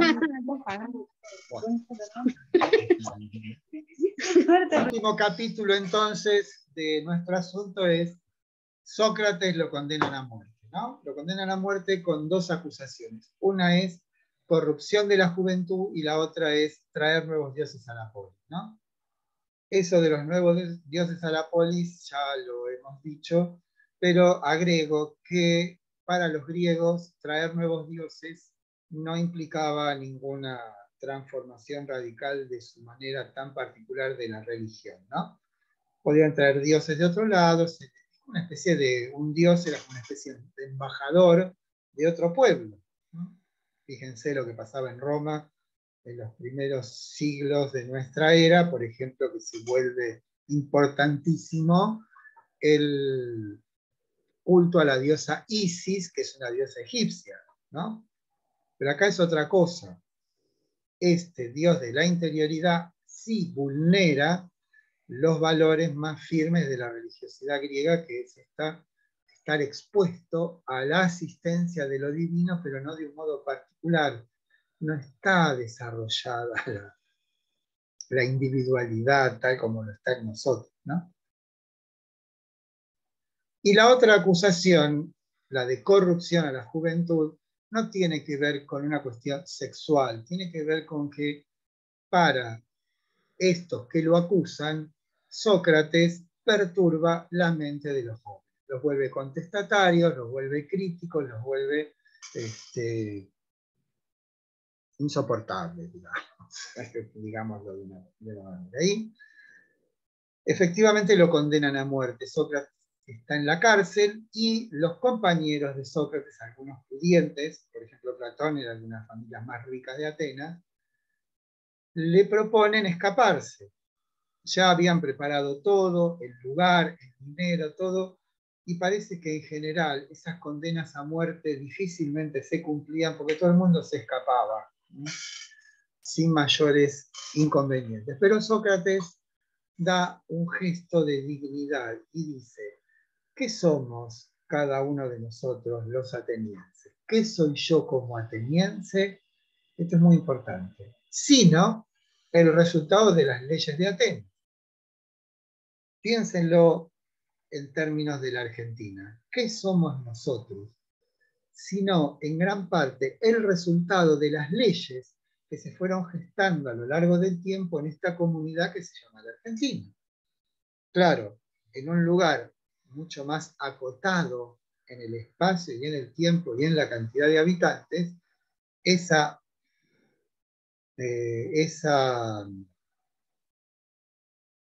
relación, esa dependencia de nuestro propio ser con las leyes de la ciudad es mucho más explícito, mucho más claro. Entonces Sócrates dice, yo no soy sino que el resultado de las leyes de Atenas. Ahora, porque hay una ley, esto es su condena a muerte, que a mí no me conviene, yo voy a dejar de cumplir con las leyes de la ciudad, entonces no se escapa, se queda. Y obviamente lo condenan a muerte. Pero pasa un tiempo antes de que se verifique la muerte. La muerte es con cicuta, es con un veneno, ¿no? Que mata lentamente. Entonces, estaban todos conversando y no se podía ajusticiar a nadie hasta que no volviese un barco de la isla de Creta. Era una cuestión como un ritual. Entonces, pasa ese tiempo Sócrates conversando, está en su último momento, el barco ha regresado, está todo el mundo muy compungido. La mujer de Sócrates, se llamaba Jantipa, estaba en la puerta con los hijos llorando a los gritos. Y Sócrates lo que hace es que la echen, que se la lleven a la mujer y a los hijos, porque quería pasar los últimos momentos conversando con sus compañeros de temas pertinentes, como por ejemplo la convicción socrática de la inmortalidad del alma. Entonces, de un modo, sabiendo que estaba por morir, se queda conversando, toma el veneno lo va matando de a poco, está todo el mundo llorando, desconsolado, parecería que Sócrates está muerto, le tapan el rostro, y en un momento totalmente inesperado, Sócrates se levanta y le dice a uno de sus compañeros, no te olvides de sacrificarle un gallo a Asclepios, ¿no? Y ahí se muere definitivamente. Todo está contado en un diálogo de Platón que se llama el Fedón, ¿no? Entonces, la interpretación es, ¿vieron? Hubo una sella, un gallo para Esculapio. Bueno, Esculapio es el nombre romano de Asclepíos, que es el dios de la salud. Y lo que era tradición es que cuando uno se curaba de una enfermedad, se le sacrificaba un gallo a Asclepíos. Entonces, ¿cómo se interpreta esa última palabra de Sócrates? Como ¿de qué enfermedad se está curando Sócrates que manda sacrificar un gallo a Asclepíos? La conclusión más obvia es que se estaba curando de una enfermedad. ¿Cuál era la enfermedad? Esta vida. ¿Por qué? Porque él está absolutamente persuadido que habrá otra vida y que es mejor. Con lo cual, entonces dice que la muerte de Sócrates no es una muerte real, sino una muerte ritual. Esto es, esta vida es como un tránsito hacia otra vida. Dependiendo de cómo nos hayamos comportado en esta, será la otra. Bueno, creo que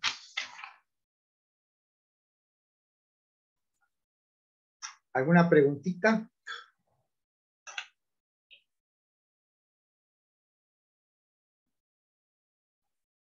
¿Estamos? Sí. Sí. Sí, profesor. ¿Le puedo hacer una pregunta acerca de la bibliografía? Por eso he puesto 10 minutos. 70 años tenía cuando murió Sócrates.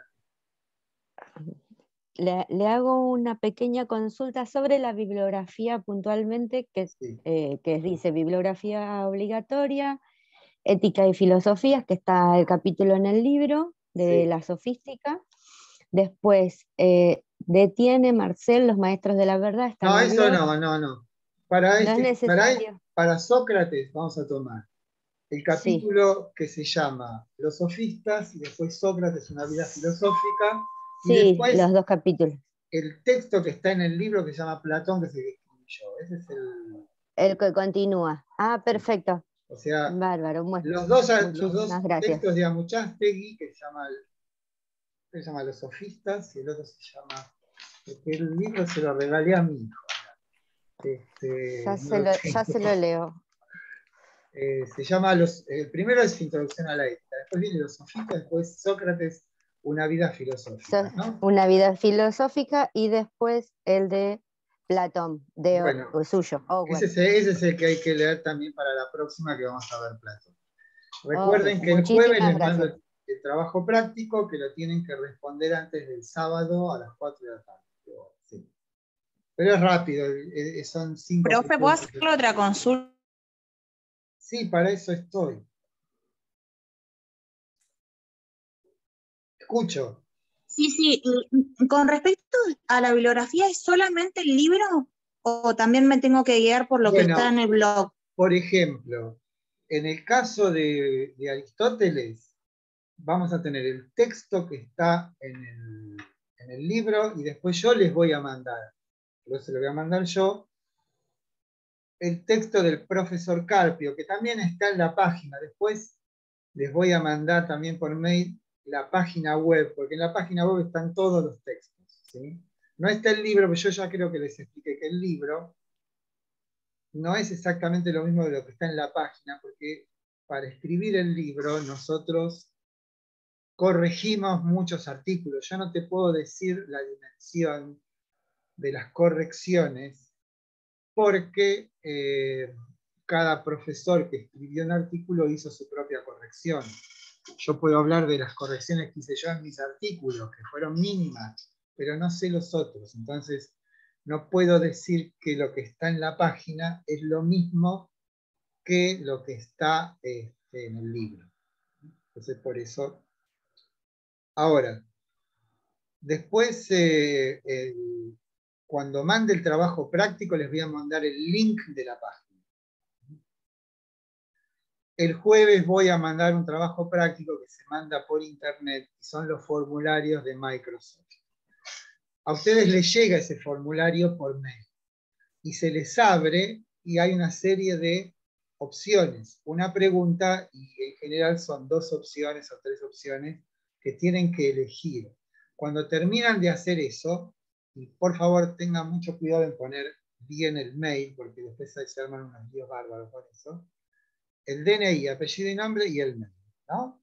Una vez hecho eso, automáticamente lo reenvían. No tienen que hacer más nada que eso. Lo reenvían y Consulta, profe. vuelve y se va depositando en mi máquina, o no, en mi máquina, bueno, en la nube, como una planilla de Excel. Entonces yo tomo esa planilla de Excel y paso las notas al trabajo práctico. Sí. Ahora escucho. Sí, le quería consultar si ese trabajo del cual está hablando sería como los formularios obligatorios, por ejemplo, del curso de ingreso, algo así sería. Exactamente. Profe, usted había dado la definición de concepto y yo me quedé, puse ente de carácter intelectual que contiene y me quedé ahí. Las notas esenciales de algo.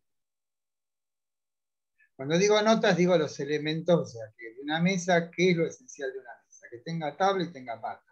Esas son las notas esenciales.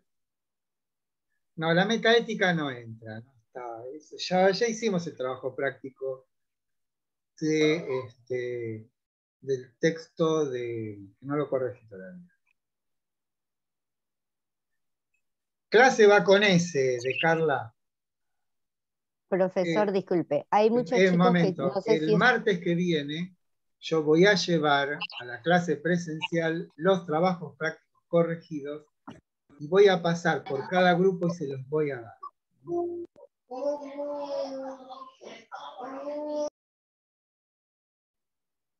Profe, una consulta. Sí. Quería saber, porque no me quedó claro y aparte por momentos como que se cortaba la señal, no se escuchaba bien. Quería saber bien cuál sería la bibliografía que hay que leer. Para esto del texto, el capítulo que se llama Sofistas y una vida filosófica Sócrates. Y además, el texto que se llama Platón tiene